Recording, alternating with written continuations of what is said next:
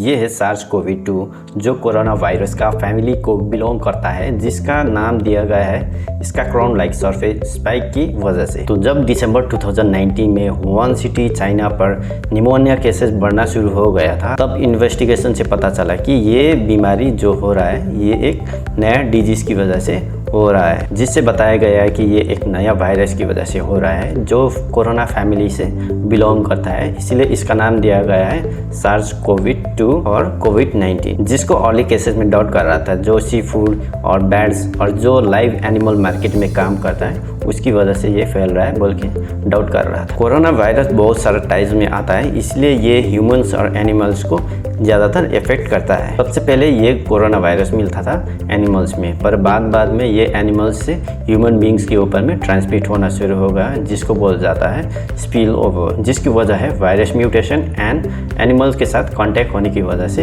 ये फैलना शुरू हो गया। ये वायरस ह्यूमन बींग्स का रेस्पिरेटरी इन्फेक्शन कर देते हैं, जिसकी वजह से काफ़ी सारा सिम्टम्स आता है, जैसे कि एयर विथनेस, शॉर्टनेस, कोल्ड एंड कफ और काफ़ी सारा जानलेवा सिम्टम्स पैदा कर देते हैं। जैसे severe acute respiratory syndrome corona virus SARS-CoV जो फर्स्ट आइडेंटिफाइड किया था इन 2003 इन चाइना, जो ट्रांसमिट हुआ था सीवियर कैट्स के बीच में। वैसे 2012 में सऊदी अरेबिया पर middle east respiratory syndrome corona virus MERS-CoV जो हुआ था ट्रांसमिट किया गया था कैमिस के बीच में। और SARS-CoV-2 जो चाइना में डिस्कवर किया गया था 2019 में, और इसका आज तक पता नहीं है कि ये कौन सा प्राणी से वायरस ट्रांसमिट हुआ है। तो चलिए आज की वीडियो में यही कोरोना के ऊपर में बात करेंगे, ये कैसे ह्यूमन बॉडी में इफेक्ट करता है इसके ऊपर में भी चर्चा करेंगे। तो अगर आप ये चैनल में नए हैं तो प्लीज़ सब्सक्राइब करें मेरा चैनल और नोटिफिकेशन बेल भी दबा दीजिए, ताकि जैसे मैं वीडियो अपलोड करता हूँ तो आपको इसका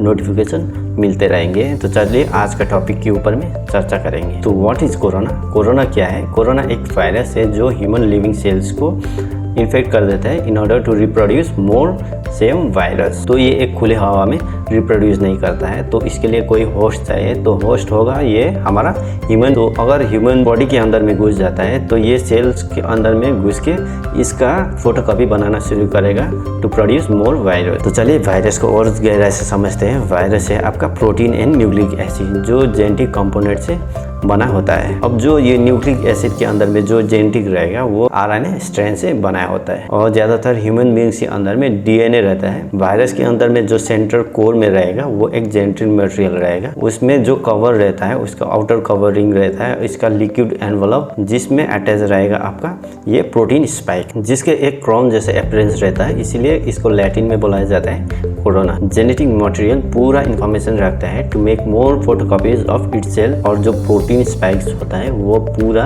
जेनेटिक मटेरियल को कवर करके रखता है। जब ये कोरोना वायरस ट्रांसमिट होता है एक infected person to normal person, तो वायरस का जो प्रोटीन स्पाइक्स होता है उसके द्वारा ये रिसेप्टर के थ्रू सेल्स के अंदर घुस जाता है। तो यही प्रोटीन स्पाइक्स एक चाबी बन जाता है सेल्स के अंदर में घुसने के लिए टू रिच न्यूक्लियस। ये जो वायरस ट्रांसमिट होता है ये ड्रॉपलेट्स के थ्रू ट्रांसमिट होता है। ये ट्रांसमिट होता है आपका नाक और मुंह के द्वारा आपका लंग्स तक पहुंच जाता है थ्रू थ्रोट। तो ये वायरस जैसे लंग्स में पहुंच जाता है तो वहीं से पूरा ये वायरस काम करना शुरू कर देते हैं अपना। अब ये जैसे सेल्स के अंदर न्यूक्लियस के पास पहुंच जाता है तो ये पूरा सिस्टम को कैप्चर करने की कोशिश करेगा, और जो राइबोसोम प्रोटीन प्रोड्यूस कर रहा होता है ह्यूमन सेल्स के लिए, वो अब राइबोसोम के माध्यम से अपना फोटोकॉपी बनाना शुरू करेगा to produce more virus of same component. तो अब ये वायरस को न्यूक्लियस का अंदर तक पहुंचने का भी ज़रूरत नहीं पड़ता है। अब ये जो राइबोसोम है ये वायरस का जो जेनेटिक इन्फॉर्मेशन होता है उसका पूरा कंपोनेंट लेके इसका वायरल प्रोटीन बनाना शुरू कर देते हैं, same like a protein spikes of the virus surface. तो जैसे वो प्रोटीन बनाना शुरू करेगा तो सेल्स के अंदर में एक पैकेजिंग स्ट्रक्चर बन जाता है, जो प्रोटीन स्पाइक वेसिकल्स के थ्रू सेल का आउटर मेम्ब्रेन जो सेल मेम्ब्रेन होता है उसके साथ मर्ज होता है। तो यहाँ पे नया वायरस बनने के लिए जो उसका पार्ट्स बनते रहेगा वो एक सेल्स का सेल मेम्ब्रेन में इकट्ठा होते जाएगा। तो जैसे जैसे ये बन जाता है उसका पूरा स्ट्रक्चर वो पॉप आउट हो जाता है सेल मेम्ब्रेन के थ्रू, जिससे एक नया वायरस प्रोड्यूस हो जाता है। तो ऐसे ही करके पूरा वायरस और प्रोड्यूस करते रहता है। अब यहाँ पे वायरस तो बन गया है, तो अब यहाँ पे जो निमोनिया है वो कैसे डेवलप होता है और उसमें जो सिम्टम्स रहता है वो कैसे पैदा होता है इसके बारे में बताएंगे। अब इसके लिए हम लोग का लंग्स देखना पड़ेगा। तो हम लोग का लंग्स 2 सेक्शन में डिवाइड किया गया है। इस सेक्शंस को बोला जाता है लंग्स, जिससे हम लोग सांस लेते हैं। तो यहाँ पे जैसे हम लोग सांस लेते हैं तो ये चला जाता है थ्रू ट्रैकिया विंड पाइप, और उसके द्वारा जो बड़ा ट्यूब होता है ब्रोंकी, उसके द्वारा चला जाता है छोटा ट्यूब जो ब्रोंकियल्स बोला जाता है, उसके द्वारा एंटर होता है एक छोटा सा सैक में जिसको बोला जाता है एलओबी, जो ये एक बलून की तरह रहता है जिसमें आपका फ्लेक्सिबल और स्प्रिंग की तरह होता है। तो जब हम लोग सांस लेते हैं तो यहाँ पे जो एयर सैक होता है वो एक बलून की तरह फूल जाता है, और जैसे हम लोग एयर रिलीज करते हैं तो यही एयर बलून जो एयर सैक होता है वो एक नॉर्मल पोजीशन में आ जाता है। ये एयर सैक एल्वोली को छोटा छोटा ब्लड वेसल्स कवर करके रखते हैं जिसको कैपिलरी बोला जाता है। तो हम लोग जैसे एयर ब्रीद इन करते हैं उस टाइम जो ऑक्सीजन रहता है एयर में वो कैपिलरीज में चला जाता है, और जो बॉडी से जो कार्बन डाइऑक्साइड रिलीज होता है ये कैपिलरी के थ्रू एल्वोली में रिलीज़ करते हैं। तो यही एल्वोली से जो लंग्स में चला जाके ये पूरा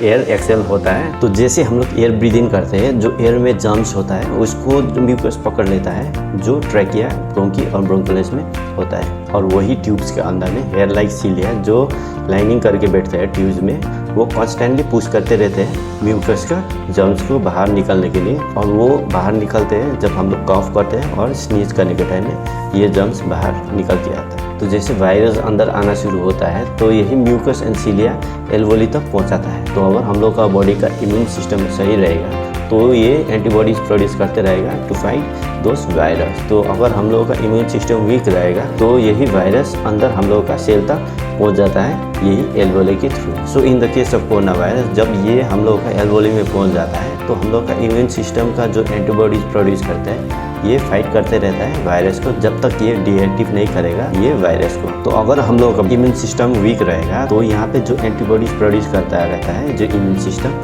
वो फाइट बैक नहीं कर सकता है, तो वायरस ओवर पावर करके हम लोग का सेल्स के अंदर घुस जाता है। वायरस सेल्स के अंदर में घुस के नया वायरस प्रोड्यूस करना शुरू करते हैं, तो ये इम्यून सिस्टम इसके साथ फाइट कर नहीं सकते हैं, तो जिसकी वजह से हम लोगों का एल्वोली होता है उसमें स्वेलिंग होना शुरू हो जाता है, यानी कि सूजन होना शुरू होता है, जिसकी वजह से एल्वोली और ब्रोंकिस तक हम लोगों का ये फ्लूइड जमना शुरू हो जाता है, जिसकी वजह से जो ऑक्सीजन पास हो रहा होता है एल्वोली से कैपिलरीज में वो पास नहीं हो पाता है ये फ्लूइड की वजह से, जिसमें सांस लेने में दिक्कत आना शुरू हो जाता है एल्वोली फ्लूइड की वजह से। इससे लोअर निमोनिया हो जाता है जिसमें एक लंग्स का लो इन्फेक्शन हो जाता है, और ब्रोंको निमोनिया भी हो सकता है जब ये दोनों तरफ का लंग्स में ये इन्फेक्शन हो जाता है। तो यहाँ पे जैसे इन्फेक्शन होना शुरू हो जाता है तो यहाँ पे नया सिम्टम्स दिखाना शुरू हो जाता है, जैसे कि सांस लेने में दिक्कत हो जाता है, बस चेस्ट पेन, हेडेक, फीवर, इसीलिए हम लोग का रेस्पिरेटरी फेलियर हो जाता है जब हम लोग सांस लेना